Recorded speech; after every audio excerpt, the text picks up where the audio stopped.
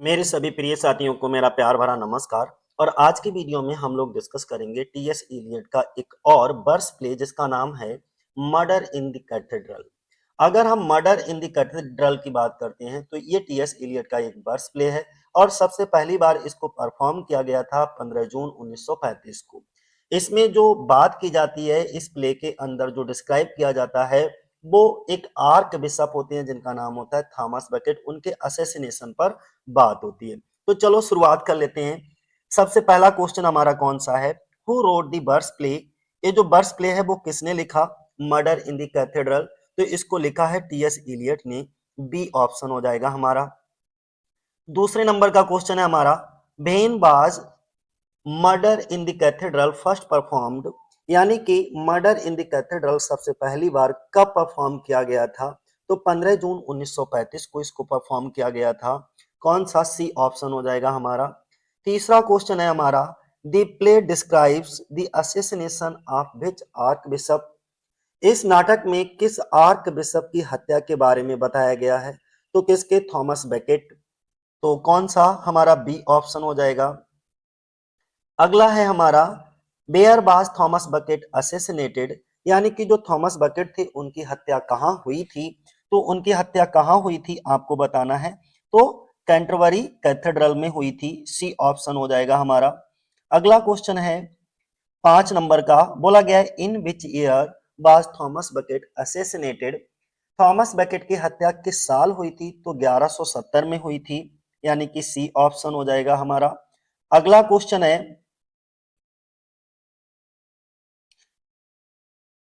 Who was the king of England during Bucket's assassination? Most important question है ये, 6 number का हमारा। ध्यान देना।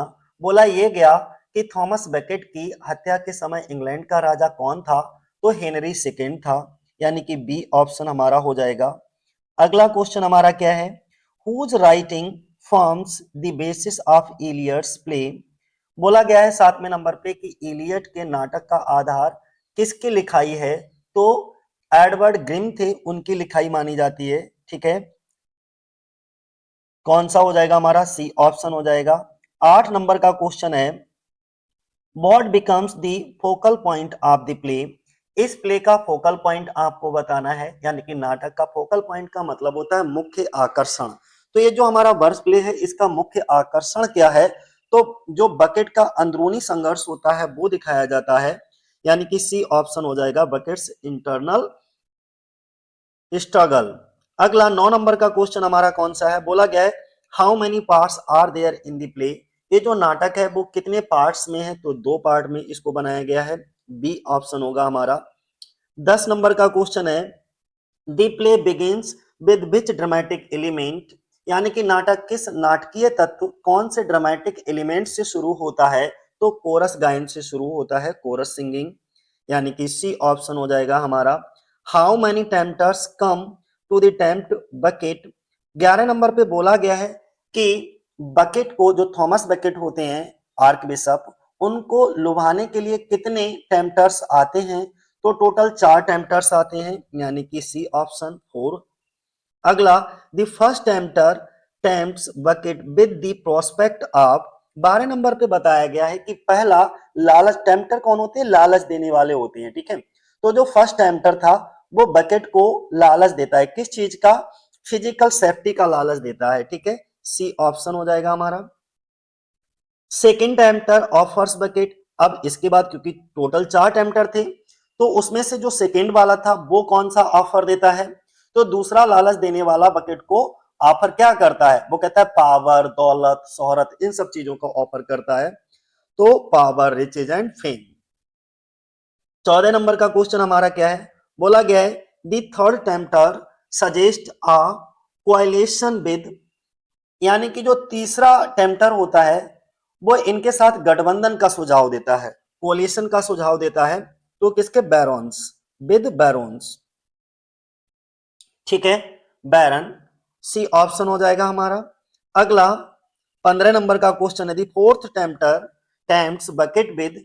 और जो चौथा टेम्पटर होता है वो बकेट को किस चीज का लालच देता है? गौरव, शहादत का, कि तुम जो है शहादत, यानी कि ग्लोरी ऑफ मैट्रेडम। सी ऑप्शन हो जाएगा कि जब आप मैटेडम शहीद हो जाओगे तो उसकी जो प्रसिद्धि होगी, ग्लोरी होगी, तो इस तरीके का वो लालच देता है। 16 नंबर का क्वेश्चन हमारा कौन सा है? The last temptation is the greatest treason refer to. आखिरी लालच सबसे बड़ा ट्रेजन होता है। ट्रेजन का मतलब होता है देशद्रोह। ठीक है, तो आखिरी लालच सबसे बड़ा देशद्रोह है का मतलब है, मतलब इसका यह है कि गलत वजह से सही काम करना, है ना। तो डूइंग, बी ऑप्शन देखिए, doing the right deed. Deed का मतलब होता है कार्य, यानी कि डूइंग करना, द राइट डीड सही कार्य करना, for the wrong reason. For the wrong reason का मतलब गलत वजह से। अगला क्वेश्चन हमारा कौन सा है? 17 नंबर का बोला गया है कि Becket delivers a sermon on which occasion. Becket किस मौके पर अपना सरमन डिलीवर करते हैं, यानी कि उपदेश देते हैं? तो क्रिसमस की सुबह पर, तो क्रिसमस मॉर्निंग हो जाएगा, सी ऑप्शन हमारा। 18 नंबर का क्वेश्चन है, the sermon delivered by Becket is called. बोला गया है कि बैकेट, जो थॉमस बैकेट थे, उनके द्वारा दिए गए उपदेशों को कहते हैं, तो क्या कहते हैं? इंटरल्यूड कहते हैं। उन्होंने जो उपदेश दिए थे उन उपदेशों को हम क्या कहेंगे? इंटरलूड, सी ऑप्शन हो जाएगा हमारा। 19 नंबर का क्वेश्चन कौन सा है? बोला गया how many knights come to Canterbury to confront Becket, यानी कि थॉमस बकेट का सामना करने के लिए कितने नाइट कैंटरबरी आते हैं? तो टोटल 4 नाइट आते हैं कैंटरबरी। ठीक है, 4 हो जाएगा हमारा। और 20 नंबर का क्वेश्चन है, what do the night do at the end of the play. नाटक के आखिर में जो नाइट्स होते हैं, योद्धा होते हैं, वो क्या करते हैं? वो क्या करते हैं? बकेट को मारते हैं और अपने एक्शन का बचाव करते हैं, जो उन्होंने काम किया उसका बचाव करते हैं जनता के सामने। तो सी ऑप्शन हो जाएगा हमारा। वो क्या कर देते हैं? किल बकेट, बकेट को मार देते हैं, एंड डिफेंड देयर एक्शन, कि उन्होंने जो थॉमस बकेट को, आर्क बिशप को मारा है, तो इस कार्य का वो क्या करते हैं? डिफेंड करते हैं कि मैंने इनको क्यों मारा है, इसलिए मारा। तो इस तरीके से।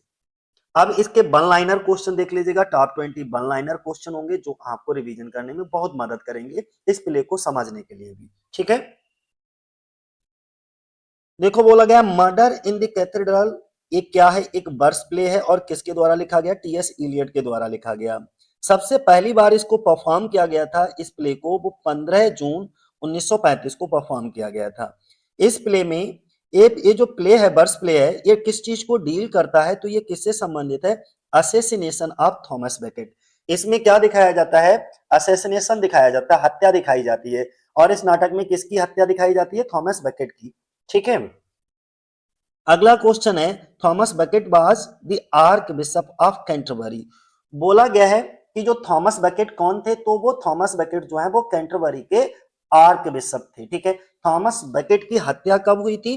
तो उनका जो मर्डर हुआ था वो 1170 को हुआ था। ठीक है, उनकी हत्या कहाँ हुई थी? तो थॉमस बकेट की हत्या जो है वो कैंटरबरी कैथेड्रल में हुई थी। कहाँ हुई थी? कैंटरबरी कैथेड्रल में। इसके बाद बोला गया है कि थॉमस बेकेट की हत्या किस इंग्लैंड के राजा से जुड़ी मानी जाती है? तो ये जो घटना है ना, वो हेनरी सेकंड जो इंग्लैंड के थे उनसे जुड़ी मानी जाती है। ठीक है, Becket's assassination is connected with Henry second of England. बातें समझ में आ गई। अब आगे पहुंचते हैं। 8वें नंबर पे बोला गया है कि एलियट ने, जो टीएस एलियट हैं, उन्होंने इस नाटक का आधार किसकी लिखावट को बनाया? तो एलियट ने इस नाटक का आधार जो है वो एक एडवर्ड ग्रीम थे, उनकी लिखावट को बनाया था, एडवर्ड ग्रीम। ठीक है, तो कौन सा? 8वें का ये आंसर है।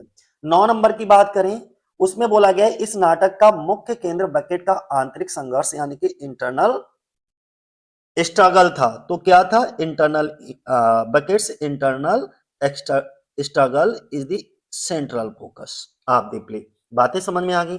ये प्ले कितने भागों में डिवाइड है? 2 पार्ट्स में डिवाइड है। ये जो प्ले है वो एक कोरस सॉन्ग से शुरू होता है। टेम्पटर आते हैं और वो बकेट को क्या करते हैं? लालच देते हैं अलग अलग तरीके का। जो पहला टेम्पटर आता है वो उनके फिजिकल सेफ्टी का लालच देता है, और जो सेकेंड टेम्पटर आता है वो इनको पावर, रिच, फेम, इन सब चीजों का लालच देता है ना। शक्ति, धन, प्रसिद्धि, इस तरीके का। अब आगे इसके बाद बात कही गई है, जो थर्ड टेम्पटर होता है वो coalition with the barons against the king, इस चीज का लालच देता है। यानी कि तीसरा जो प्रलोभक राजा के खिलाफ बैरनों के साथ गठबंधन यानी कि कोलिशन का सुझाव देता है कि आप राजा के साथ गठबंधन कर लीजिएगा। चौथा प्रलोभन किस चीज का लालच देता है? तो जो चौथा प्रलोभक होता है वो शहादत की महिमा, ग्लोरी ऑफ मैट्रीडम का लालच देता है। तो फोर्थ वाला भी ध्यान बनाए रखना, ये जो फोर्थ टेम्पटर होता है वो ग्लोरी ऑफ मैट्रीडम। इसकी फेमस लाइन क्या है? The last temptation is the greatest treason. ठीक है, famous line from the play, इस प्ले की एक प्रसिद्ध लाइन है। ठीक है, कि सही कार्य करना सबसे बड़ा विश्वासघात है। बकेट ने 1170 में कब प्रवचन दिया था?